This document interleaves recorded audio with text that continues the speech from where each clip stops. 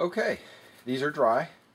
Now the last step that I do to the figures before I go into my last video is, before we go into basing, is I apply a dull coat spray, dull coat.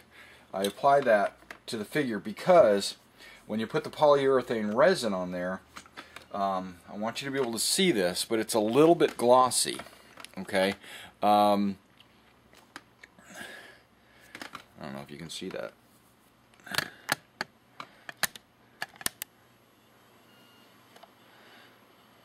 You can kind of see a little bit of a shine on these figures, right? But take a look at those figures. Okay, but either way, let me go outside, spray with a dull coat. There is something I just want to say while we're talking about the shine.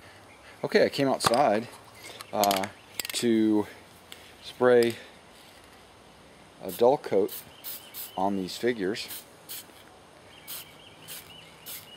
and all you do is just hit all four sides of your glossy figure with a dull coat. It only takes a few minutes for the dull coat to dry, and when it does, I'll move in to my last video, which is basing. Now, since we're talking about dull coat and the gloss coats on figures, there are a lot of different techniques out there, a lot of different products that say dull coat, or they'll say dull, like a matte sealer, or they'll see a gloss coat. Okay, in my experience, you need to have a gloss coat to provide protection for your paint. The dull coats get into the paint and they kind of take away its shine, where the shiny coats sit on top of your paint and provide a barrier. And if you don't like shiny figures, like I don't, I prefer not to have shiny figures, then I just go back over my polyurethane or any other kind of clear glossy coat, and I hit it with a dull coat. And when I hit it with a dull coat, it turns it into a figure that you would be proud to have on the playing field.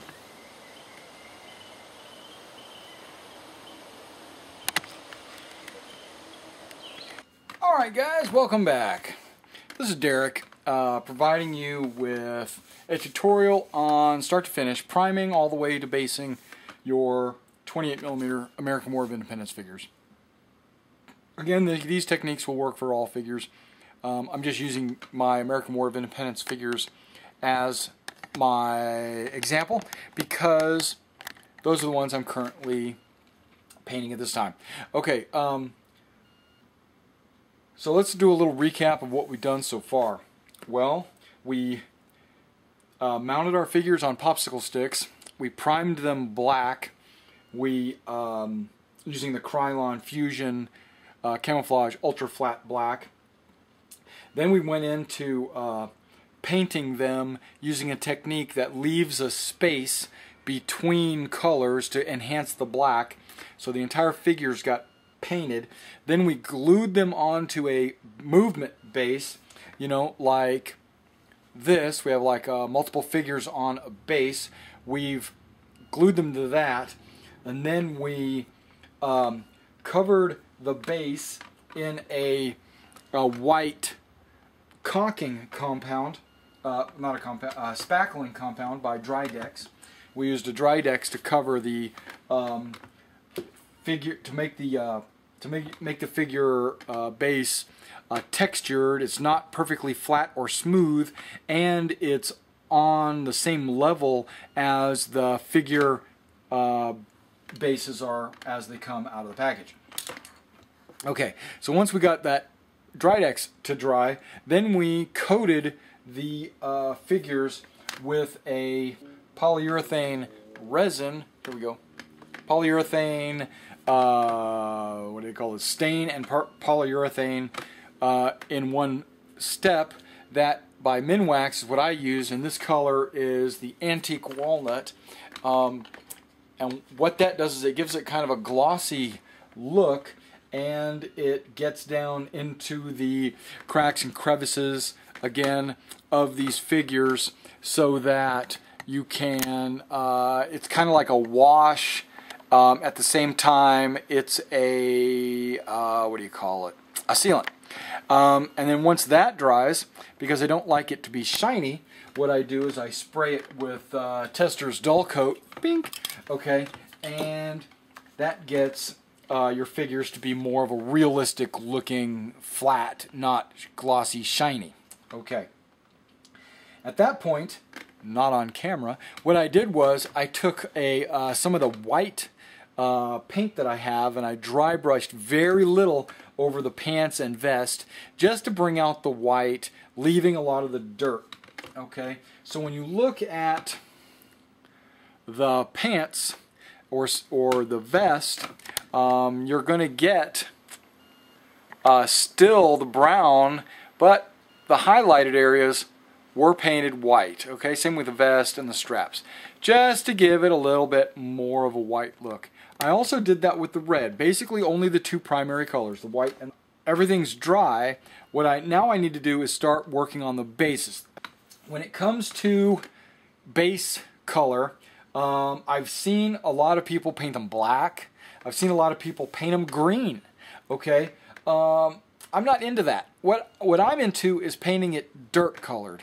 Okay, this is the dirt under the grass, so I paint it brown, and then I will put some stones and rocks on it. Okay, and then I will glue grass to it, but I will not completely cover it with grass. Actually, there's a step in between there. No, there's not. Okay, there's two different techniques. One's where I paint the brown, and then I paint a lighter brown on there to give it some kind of 3D look. But today I'm actually going to use gravel to make it more of a true 3D. Okay, and then I'm going to use static grass in splashes, so it's not going to completely cover it, so the brown is going to shine through on the bottom. And then I'll do the flags. Alright, now the brown, I use a dark brown. I use the Folk Art 416 dark brown. Okay, that's what I use. Alright, I'm back. Now, if you are familiar with brush sizes, normally I paint with a 0 or maybe a 3.0 when it comes to details, maybe a 5.0 when it comes to really sharp details. But when it comes to the bases, I use a 4. A house painting brush. No, it's not that big, but it's pretty dang large.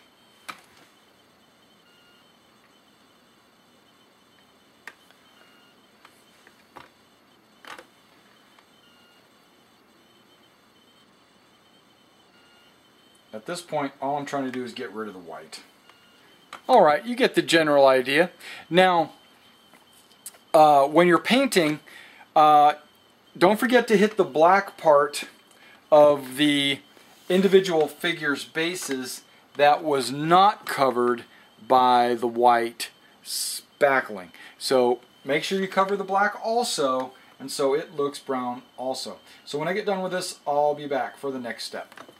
Alright, now what we're going to do is we're going to apply a texture base coating to these bases. What I do is I get a tray like this from one of my hardware trays, you know, my tool trays, and then I use Woodland Scenics. They have this blended, they're like this gravel asphalt ballast, or whatever they call it. I get some of that. I get also some of the larger rocks. This is also a ballast. It's just a very coarse ballast. And of course I get secondly a second tray of my static grass flock, and I'm currently using Citadel glade grass. Okay, but you can use whatever color combinations that you prefer. These are just the ones that I like. To start the texturing off, I need to have an Elmer's glue bottle.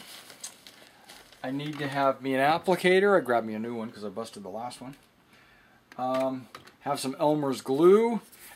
what am I going to do? Well, I'm going to cover pretty much this whole model's base with this glue. So you need to be liberal with your glue. I mean, don't be afraid to pile the Elmers on.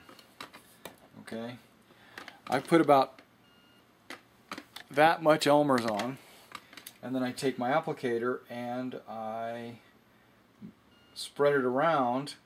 By spreading it around, what you're doing is you're actually thinning it, but you're also ensuring that the model is completely covered. Even in between the feet, don't get any too high up the model, because remember, wherever this Elmer's is resting is where your rocks are going to sit.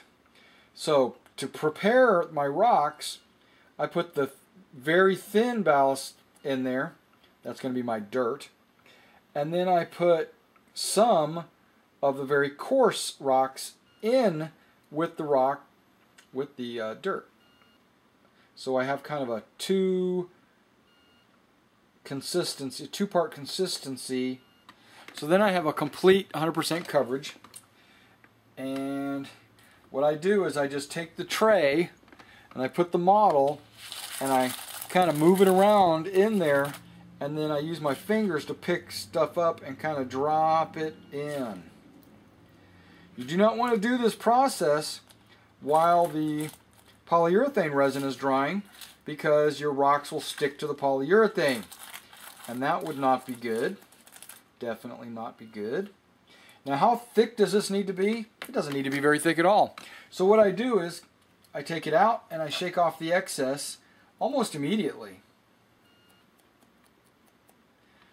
And then I set it off to dry.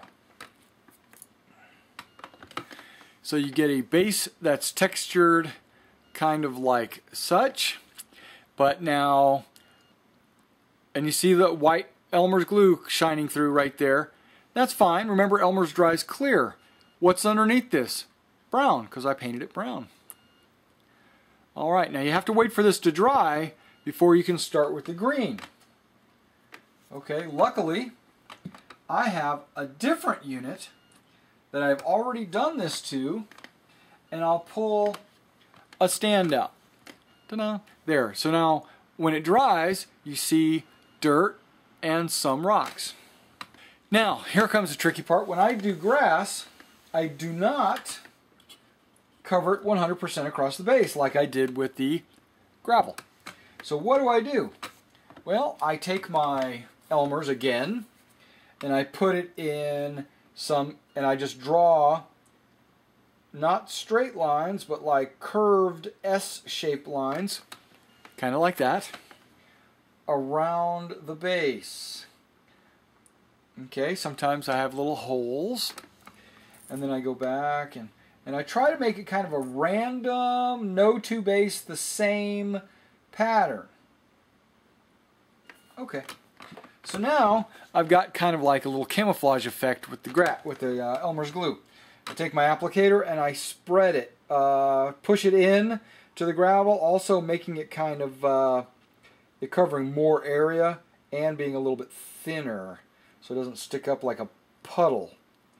Because that's what they were doing. They were puddling up. So now I have my Elmer's kind of pushed in, spread out, in no particular order. Now I make room in my tray. I can use a second tray, but I'm not going to. I'm going to use this tray. And then what I do is I pinch with my fingers, and then I be sure to turn off any fans you might have going in the room, and then you pinch some static grass and you sprinkle it onto the Elmer's excessively. I mean, you are sprinkling it, but you want it to completely cover the white Elmer's.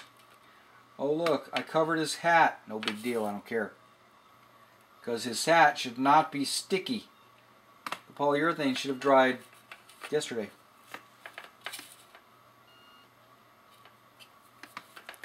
Okay, so now this model is, and I say the base and the four figures are pretty much completely covered in static grass. right? I don't shake the static grass off. I leave it right there. I leave it on the model. It's no big deal. Normally I have a tray to go put this in. I put it off in another tray so that it can just sit there and let the ulmers dry with the static grass covering it. Okay, I'm going to cover these other models with rocks and static grass, and then I'll get right